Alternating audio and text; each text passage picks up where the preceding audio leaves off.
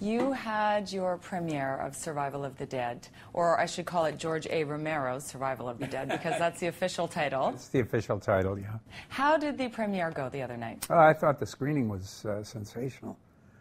The fans, I mean, this Midnight Madness here in Toronto, it's wonderful for people like me that make movies like mine. The audience expects something maybe a bit outrageous, a bit on the edge. So like the other day at Yonge and Dundas there, I mean, all these thousands of people come out dressed as zombies. They do these zombie walks, and they're doing them all over the world. You know, I just missed one in London, and I've actually had to do phoners to all over the world. Well, we're having our zombie walk today. Would you get on the phone and say hello to our zombies?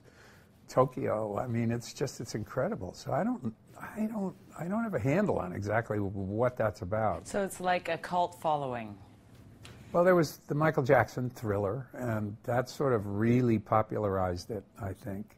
Popularized this creature, the neighborhood zombie, you know, instead of the voodoo guy, the mysterious supernatural thing.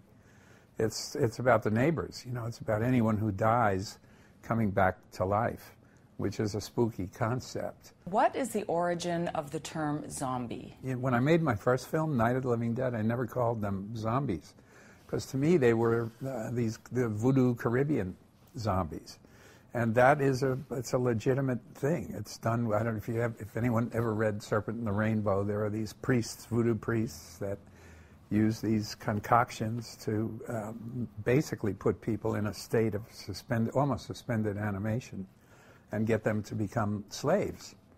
And the priest gets more power by saying, look, I brought back someone who was dead. And that's what a zombie is, literally, if you look it up in the dictionary. I never used the word until my second film, because so many people wrote about the first film and called them zombies. I said, well, maybe they are. So I used it once in the second film, and then haven't used it since. Tell me the process of makeup and wardrobe and costuming, and do you just kind of leave that up to your creative team, or do you have a hand in that and you say, I want so many policemen, so many mothers? Wardrobe, I like to use distinctive wardrobe, and Alex Cavanaugh, who's done all of the zombie films that we've done, is the wardrobe designer. Does a wonderful job with that, because it's a way of giving them some character. You know, otherwise they're just these blank things. I know in the remake of Dawn of the Dead, they were just all sort of in, you know, T-shirts and Nikes. And I like to give them some personality to just remind you that they're, you know, neighbors. They used to be us. So the wardrobe process it's very collaborative. I mean, Alex comes up with ideas. In the Land of the Dead, we had a Santa Claus, we had a nurse, we had a clown, we had, you know, people from all walks of life.